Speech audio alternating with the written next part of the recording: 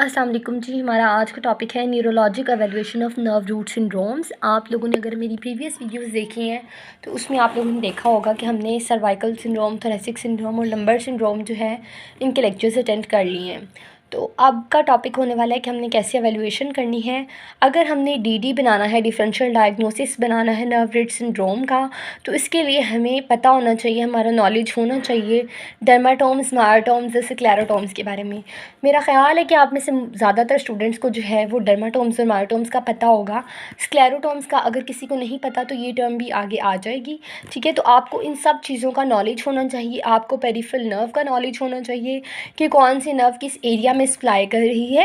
मैं एग्जांपल देती हूँ, हमें पता होना चाहिए कि हमारी जो लिटिल फिंगर वाली साइड है या हमारी रिंग फिंगर है उसे अल्नर नर्व सप्लाई कर रही है, जो बाकी फिंगर्स हैं उन्हें रेडियल नर्व सप्लाई कर रही है, कहाँ पे मीडियन नर्व सप्लाई कर रही है ये चीज़ पता होनी चाहिए। हमारी एक्सटेंसर कंपार्टमेंट को, हमारी जो सारी की सारी बाजू है उसमें ट्राइसेप्स को, या जो सारा एक्सटेंसर सरफेस है उस सारी जगह को हमारी जो है वो रेडियल नर्व सप्लाई कर रही है। तो हमें बेसिकली नर्व्स का आइडिया होना चाहिए, हमें डर्माटोम मायोटोम्स का आइडिया होना चाहिए, स्क्लेरोटोम्स का आइडिया होना चाहिए, फिर ही हम डायग्नोसिस बना सकते हैं। जैसे हमारे पास कोई पेशेंट आता है और आके कहता है कि मेरी मीडियल साइड ऑफ आर्म में बहुत ज़्यादा पेन है, यानी, और वो अपनी 2 फिंगर्स की, रिंग फिंगर और जो लिटिल फिंगर है, इसकी पेन की कंप्लेन करता है। अगर हमें डर्माटोम मायोटोम्स का पता होगा या हमें पता होगा कि इस एरिया में कौन सी नर्व सप्लाई करती है, तो तभी हम करेक्टली डायग्नोसिस बना सकते हैं, ठीक है। अब क्या है कि हमारे पास जो एनाटॉमिकल वेरिएशंस हैं, या हमें हमारी बॉडी में डर्माटोम्स और मायोटोम्स एक एरिया में सेम नहीं है। अगले पेज पे आप लोगों को ये बात वाज़ेह होगी, वहाँ पे मतलब ओवरलैपिंग हो रही है। एक एरिया है वहाँ पे हो सकता है कि जो मायोटोमल सप्लाई है वो T6 से आ रही हो, लेकिन जो डर्माटोमल सप्लाई है वो C7 से आ रही हो। तो इस तरह से ओवरलैपिंग भी है डिफरेंट नर्व रूट्स में।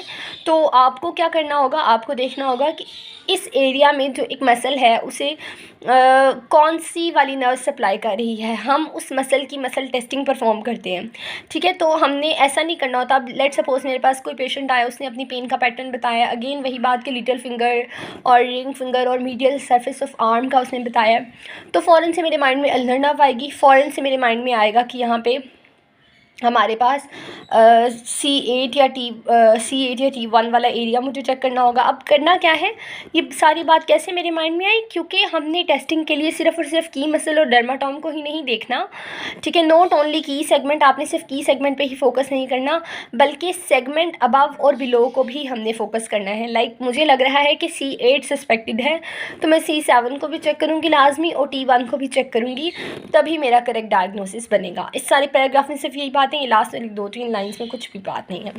आगे है sensory innervation of skin. When testing for the sensory paraesthesias, अगर किसी पेशेंट में सेंसरी पैरेस्थीजियाज हैं, ऑल्टर्ड सेंसेशन है, नमनेस है, टिंगलिंग है, इस तरह की सेंसेशंस हैं, तो मैनुअल थेरेपिस्ट क्या करेगा, वो डिफ्रेंशिएट करेगा कि पेरिफेरल नर्व इनर्वेशन को सेगमेंटल क्यूटेनियस नर्व इनर्वेशन से, मतलब वो पेरिफेरल नर्व को डर्माटोम से सेपरेट करेगा। और इसके लिए हमें प्रॉपर इन सारी चीज़ों का नॉलेज होना चाहिए, क्योंकि पेशेंट अगेन वही बात है, जब रिपोर्ट करता है अपने सिम्टम्स को तो उसमें ओवरलैपिंग होती है, और अगर हमें प्रॉपर नॉलेज नहीं होगा हम लोग अपने डायग्नोसिस तक नहीं पहुंच सकते। मैं आपके साथ इस पिक्चर की बात करी थी। अगर इस पिक्चर में हम लोग देखें, इस साइड पे हमें डर्माटोमल सप्लाई सारी दिखाई हुई है, इस साइड पे हमें जो नर्व सप्लाई के मुताबिक सारा कुछ बताया हुआ है, ठीक है। तो यहाँ पे अगर मैं इस एरिया की बात कर रही थी ना, कि हमारे पास रिंग फिंगर और लिटिल फिंगर और मीडियल सरफेस ऑफ आर्म, तो ये C8 और T1 की मैंने बात की थी, और एग्जैक्टली वही यहाँ पे नर्व लाई कर रही है। लेकिन इस तरफ अगर हम देखते हैं तो यहाँ पे हमारे पास कौन सी नर्व है, नर्व टू अल्नारस है, हाँ जी, ठीक है। ये नर्व हमारे पास लाई कर रही है इस एरिया में।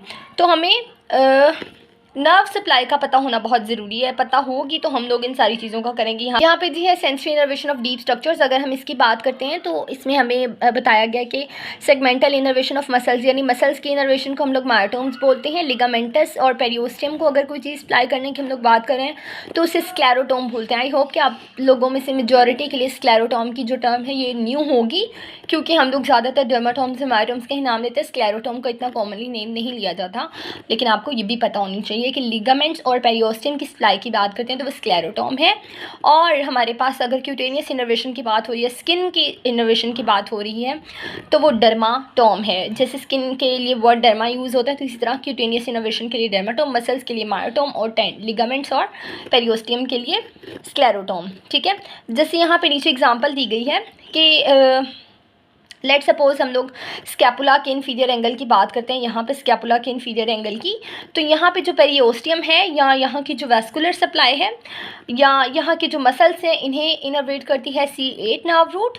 लेकिन अगर हम बात करें स्किन की तो यहाँ की स्किन को सप्लाई करती है T6 और T7 नर्व रूट सप्लाई करती है। पीछे भी आपने देखा होगा, जो पीछे वाली पिक्चर थी, अगर हम इसको देखते हैं तो यहाँ करके कहीं इन्फीरियर एंगल ऑफ स्कैपुला आता है तो T6 और T7 नर्व रूट यहाँ सप्लाई कर रही है। क्यूटेनियस की बात करें, लेकिन अगर हम लोग बात करते हैं अपने मसल्स के मुताबिक या अपने पेरियोस्टियम के मुताबिक, तो कौन सप्लाई कर रहा है? C8 सप्लाई कर रही है। अब हमारे पास आ जाता है मोटर इनर्वेशन। मोटर इनर्वेशन में क्या है कि अगर हमारे पेशेंट का मोटर लॉस हो चुका है तो मैनुअल थेरेपिस्ट इस चीज़ को डिटरमाइन करेगा कि आइदर ये जो लॉस है ये पेरिफेरल इन ऑरिजिन है या सेंट्रल है। ठीक है, मोनोरेडिकुलर अगर लीजन है, यानी अगर कोई एक नर्व रूट इन्वॉल्व हो रही है और वो nerve root distal to ventral horn है। डिस्टल टू वेंट्रल हॉर्न का मतलब है कि मैं आपको स्क्रीन पे शो करवाऊँगी जो स्पाइनल कॉर्ड का cross sectional segment. Cross sectional area में आप देखते हो एक होता है इंटीरियर हॉर्न और एक होता है पोस्टीरियर हॉर्न। अगर नर्व रूट इंटीरियर हॉर्न से निकलने के बाद अफेक्ट होती है तो हम कहते हैं कि ये डिस्टल टू वेंट्रल हॉर्न। अगर monoradicular lesion distal to ventral horn है तो हमारे पास श्योरली बात है कि जो पैरालिसिस होगा वो फ्लैसिड होगा। लेकिन अगर प्रोक्सिमल टू वेंट्रल हॉर्न है तो वो हमारे पास क्या होगा?